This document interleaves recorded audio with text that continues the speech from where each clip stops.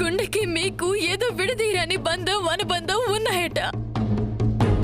కానీ అవేంటో నాకే అర్థమై చావట్లేదు. బ్రతికితే మీకోసం బ్రతకమని, లేదంటే మీకోసం చచ్చిపోమని చెబుతుంది. మరి నేనేం చేయను? రాధిక, పిచ్చిదానిలా ప్రవర్తించుకో. నీ మనసులోంచి ఆలోచనలు శాశ్వతంగా తీసే. నా గురించి ఆలోచించడం మానే. పద, నేను ఇంటి దగ్గర దించేస్తాను. నేను మీరే ప్రపంచం అనుకుని నేను ఇంట్లోంచి మీకోసం బయటకు వచ్చేస్తే మీరు నన్ను ఇంటికి తీసుకెళ్తానంటున్నారేంటి? రాధిక, చెప్పిన మాట విను. ఇంటికి వెళ్తాం, పద. సార్ వారు, నా బాధ మీకు అర్థం కదా? రాధిక, రాధిక, రాధిక, ఏమైంది? ప్రాణం పోతుంది. మీరు దూరం చేస్తుంటే, దూరం పెడుతుంటే ఆ బాధని ఈ గుండె తట్టుకోలేకపోతుంది సార్ వారు. నేను ఇంతలా చెబుతున్నా, ఇంతగా ఏడుస్తున్నా నా బాధ, నా ప్రేమ మీకెందుకు అర్థం కావట్లేదు? మీరెందుకు అర్థం చేసుకోలేకపోతున్నారో నాకు అర్థం కావట్లేదు. నా కర్మ, నా తలరాతో ఏది అర్థం కావట్లేదు. Shut up!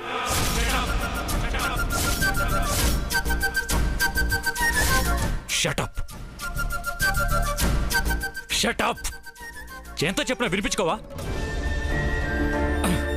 నువ్వు నా లైఫ్కి టార్చర్లా తయారయ్యావు. నీకు చెప్పి చెప్పి చిరాకు వచ్చేసింది నాకు. నీ కారణంగా మనశ్శాంతి లేకుండా పోయింది నాకు. వెళ్ళిపో, నన్ను వదిలేసి వెళ్ళిపో. Just go to hell.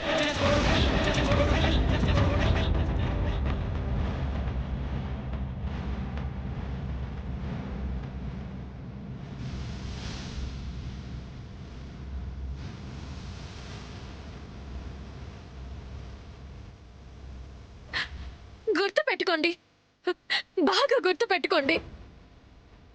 పల్లవి గారు దూరమైనప్పుడు మీరు ఎంత బాధపడ్డారో నా విషయంలో కూడా అంతకంటే ఎక్కువ బాధపడతారు. గుర్తు పెట్టుకోండి.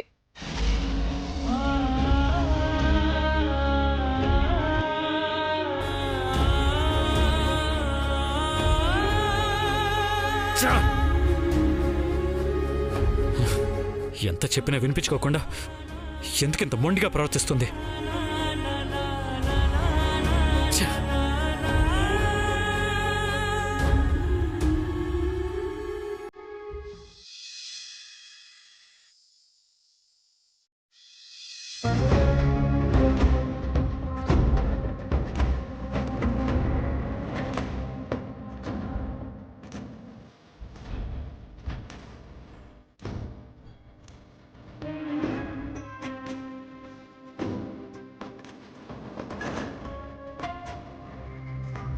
ఓం మాత్రే నమః.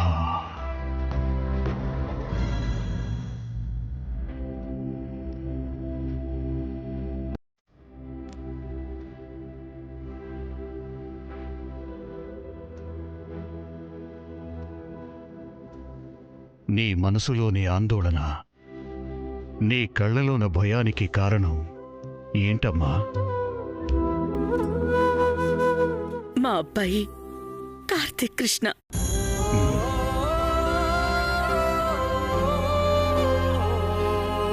నా కొడుక్కి మంచి చేయడం తప్ప హాని చేయడం తెలీదు. వాణ్ణి బాధ పెట్టిన వాళ్ళని కూడా బాగుండాలనే కోరుకుంటాడు తప్ప తిరిగి వాళ్ళు బాధపడాలని కోరుకోడు. అలాంటి వాడితో దేవుడు ఎందుకిలా ఆడుకుంటున్నాడో, వాడి కంట్లో కన్నీళ్లు చూడ్డానికి దేవుడికి మనసులో వచ్చిందో అర్థం కావడం లేదు స్వామి. ప్రేమించిన అమ్మాయి వాడి జీవితంలోకి రావడం ఆ దేవుడిచ్చిన వరం అనుకున్నాను. మనసులో ఉన్న అమ్మాయితో 100 ఏళ్ళు సంతోష జీవితాన్ని ఆయన బహుమతిగా ఇచ్చాడని పొంగిపోయాను. కానీ ప్రేమించిన అమ్మాయిని భార్యగా ఇచ్చినట్టే ఇచ్చి దూరం చేశాడు. తట్టుకోలేని దుఃఖాన్ని దగ్గర చేశాడు.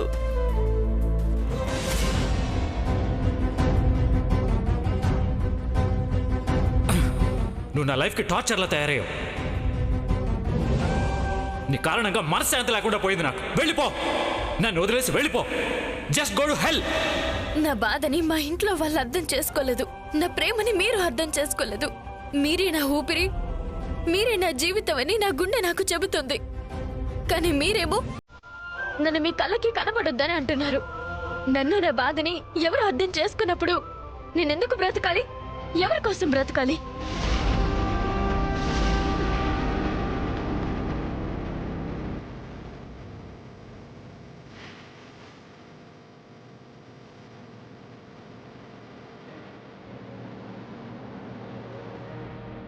ఈ అమ్మాయి ఏంటి ఇటువైపు వెళుతుంది? అమ్మాయి, అమ్మా రాధిక, రాధిక, అమ్మాయి నిన్నే, ఇదిగో అమ్మా రాధిక. ఏంటి ఈ అమ్మాయి క్వారీ వైపు వెళుతుంది? చేతిలో బ్యాగ్ కూడా ఉంది, పైగా ఏడుస్తూ వెళుతుంది.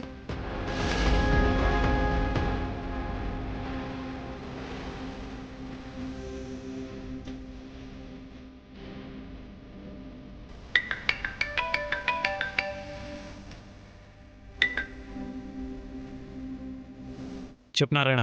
సార్ సార్ సార్ సార్ ఆ రాధిక క్వారీ వైపు ఏడుస్తూ వెళుతుంది సార్. చూస్తుంటే ఎందుకో బాగా బాధపడుతున్నట్టుంది సార్.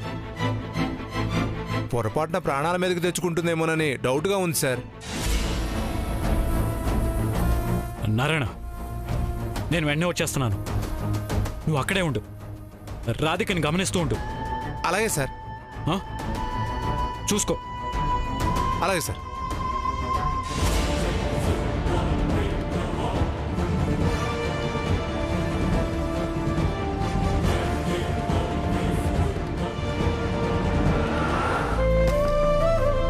ఒకటి కాదు, రెండు కాదు, 4 ఏళ్లుగా వాడు నరకం చూస్తున్నాడు స్వామి.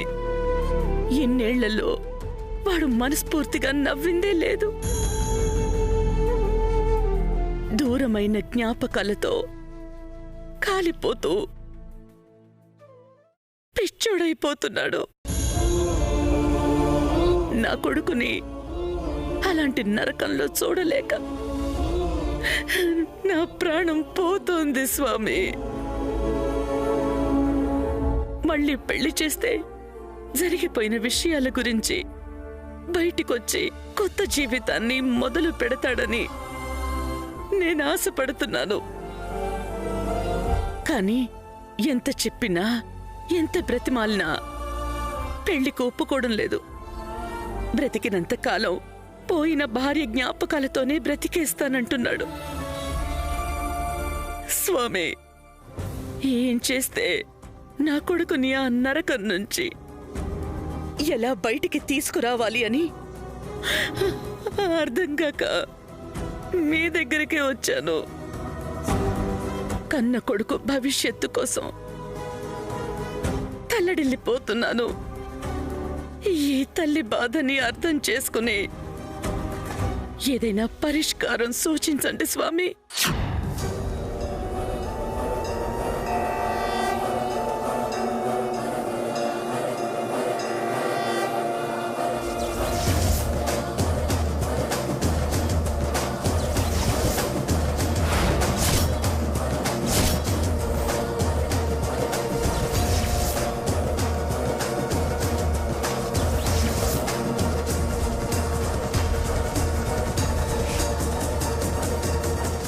పుష్యమి నక్షత్రం, అధిక శ్రావణం, శుద్ధ పాడ్యమి, దక్షిణాయనం, 480 ఘడియలు, 48 విఘడియలు, 59 విపత్తులు జరిగిపోవాలి.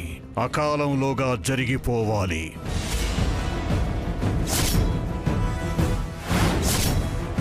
స్వామి, మీరేం చెప్తున్నారో నాకు అర్థం కావడం లేదు.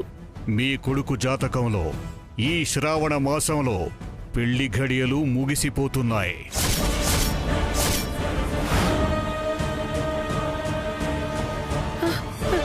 అంటే అంటే అంటే ఏంటి స్వామి? 8 రోజుల్లో, 8 రోజుల్లో మీ అబ్బాయి వివాహం జరిగిపోవాలి. లేదంటే చెప్పండి స్వామి, లేదంటే చెప్పండి స్వామి. ఇక జన్మలో మీ అబ్బాయికి వివాహం జరగదు.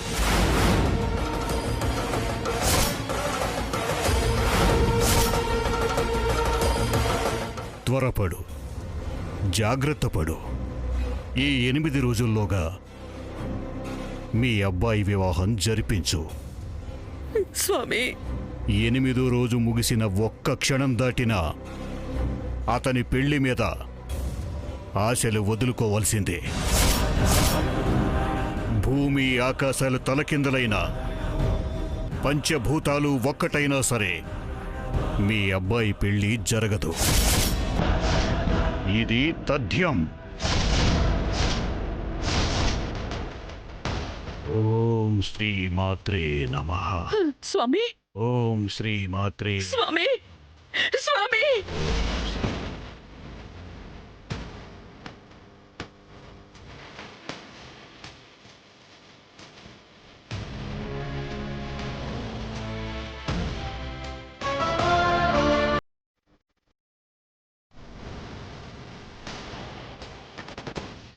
ఏంటమ్మా ఈ పరీక్ష? నా కొడుకు జీవితానికి శిక్ష. 4 ఏళ్లుగా బ్రతిమాలి నా పెళ్లి ఒప్పుకోనివాడు ఇంత తక్కువ సమయంలో పెళ్లికి ఎలా ఒప్పుకుంటాడు? ఎందుకమ్మా నా కొడుకు జీవితాన్ని ఇలా మార్చావు?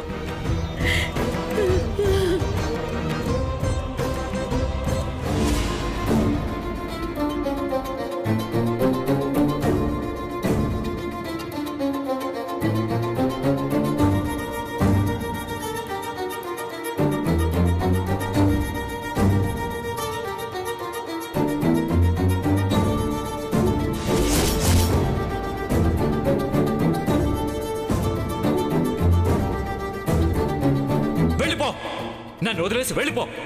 Just go to hell. Just go to hell.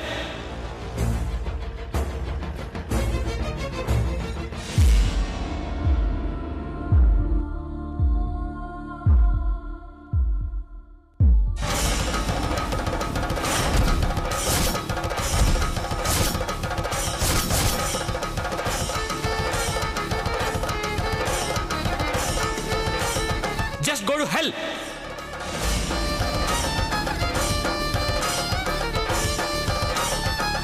ఇక నువ్వు మా ఇంట్లో ఉండాల్సిన అవసరం లేదు. మేము చచ్చాక కూడా మా శవాలు చూడ్డానికి కూడా రాకు. సార్ వారి కోసం నా గుండె పడుతున్న ఆరాటాన్ని కనీసం మీరైనా అర్థం చేసుకుంటారేమో.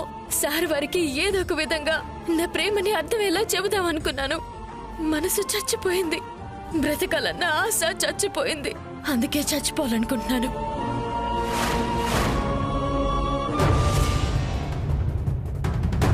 రాధికా, రాధికా,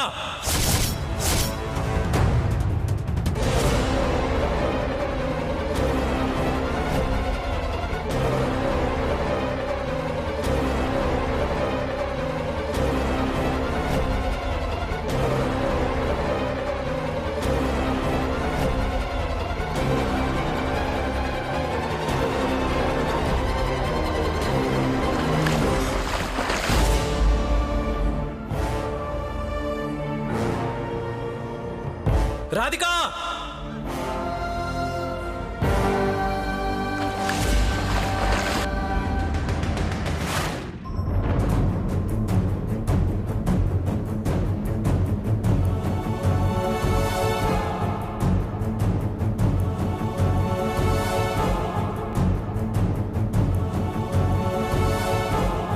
రాధికా, రాధికా, రాధికా.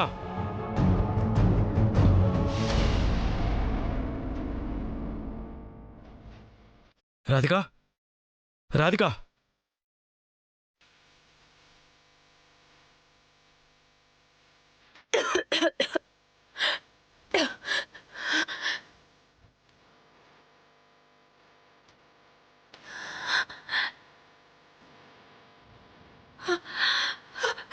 సార్ వారు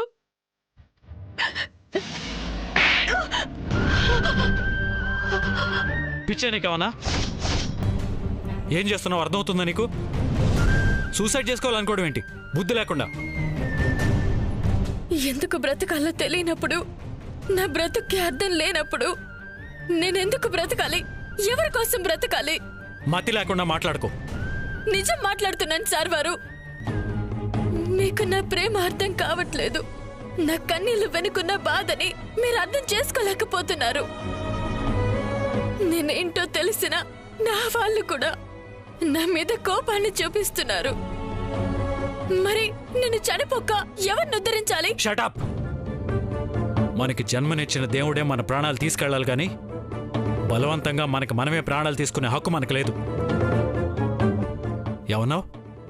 ఎవరిని ఉద్ధరించడానికి బతకాలా? నా ప్రేమ కోసం నువ్వు పుట్టలేదు, అది దక్కపోతే చనిపోవడానికి. మనం పుట్టామంటే దానికి ఒక కారణం ఖచ్చితంగా ఉంటుంది. ఆ కారణం మీరు, మీ ప్రేమే సార్ వారు. నీకు చెప్పి చెప్పి విసుగొచ్చేస్తుంది నాకు. ముందు నువ్వు పద, మీ ఇంట్లో వదిలిపెడతాను. ఇంట్లో పెద్ద గొడవై నేను బయటకొచ్చాను. నేను ఆ ఇంట్లోకి మళ్ళీ అడుగు పెట్టాలంటే వాళ్ళ కండిషన్స్ అన్నిటికీ ఒప్పుకోవాలి. అది జరగని పని. సరే, ఈ సమస్యను ఒక దారికి ఎలా తీసుకురావాలో నాకు తెలుసు కానీ పద.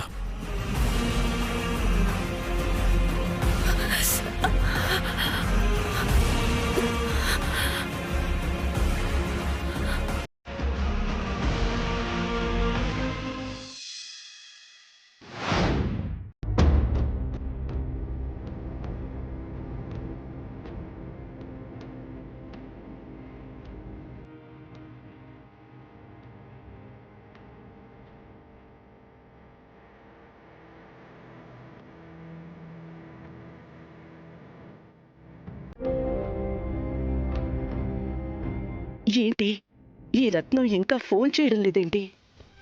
ఈ 8 రోజుల టైంలో ఒక్కొక్క క్షణం గడిచిపోతుంటే నా కొడుకు భవిష్యత్తు గురించి నేను పెట్టుకున్న ఆశలు, ఈ గుండె ఆయుష్ కరిగిపోతున్నంత భయంగా ఉంది.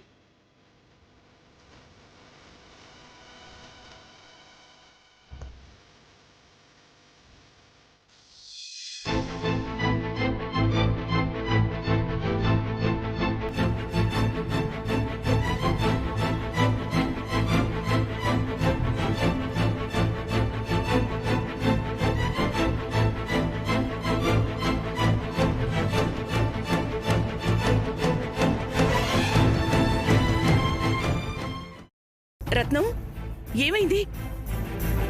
నువ్వు అక్కడికి వెళ్ళావా? మాట్లాడావా? నేనిప్పుడు వెంటనే రాధికతో మాట్లాడడానికి వీలు పడుతుందా? మేడం, రాధిక గారు ఇంట్లో లేరు మేడం. ఇంట్లో లేదా? ఎక్కడికి వెళ్ళింది? ఇంట్లో ఏదో గొడవ జరిగిందంట మేడం. దాంతో రాధిక గారు ఇంట్లో నుంచి వెళ్ళిపోయారంట.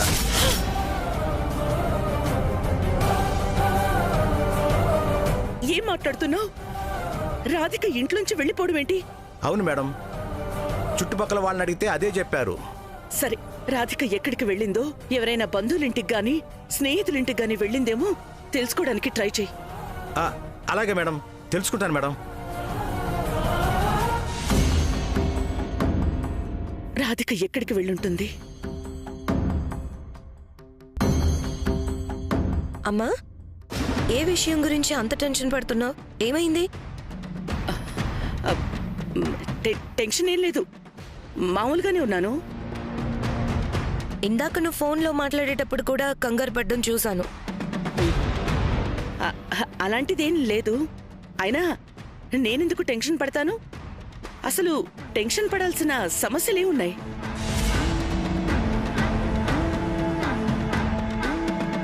సకల, ఈ ఇంట్లో నీకు అస్సలు వాల్యూ లేదు. ఈ ఇంట్లో ఒక వస్తువులా చూస్తున్నారే తప్ప ఈ ఇంటి మనుషులా అస్సలు చూడడం లేదే. ఏంటి పిచ్చి పిచ్చిగా బాగుతున్నావు? ఇలా ఆవేశపడకుండా ఆలోచిస్తే నీకే తెలుస్తుంది. మీ అమ్మ ఏదో విషయం గురించి అంత సీరియస్ గా ఆలోచిస్తోందా? కానీ నువ్వు అడగగానే ఏవీ లేదని మాట దాటేసింది. నిజంగా నువ్వు కూతురనే విలువ మీ అమ్మ దగ్గర ఉండుంటే విషయం ఏంటో చెప్పేదిగా. నాకు కూడా చెప్పకుండా దాచేంత సీక్రెట్స్ ఏంటో తెలుసుకుంటాను.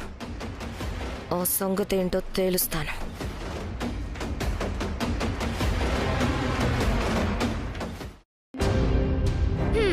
తెల్లవారితే శుక్రవారం. ఒకప్పుడు శుక్రవారం వచ్చిందంటే ఇల్లంతా పూలతో కలకల్లాడిపోయేది. పాపం పల్లవమ్మ గారు పోయాక ఆ కలంతా పోయింది. మళ్ళీ అప్పటి కల ఈ ఇంటికి ఎప్పుడొస్తుందో ఏంటో.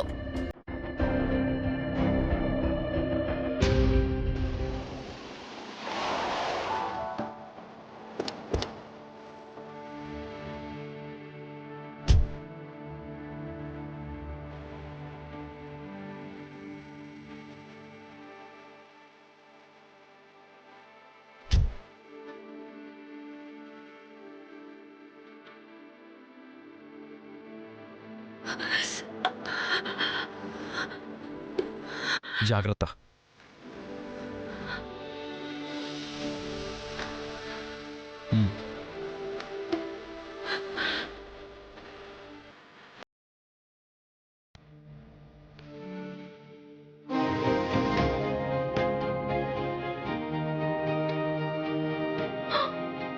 పెద్దమ్మగారు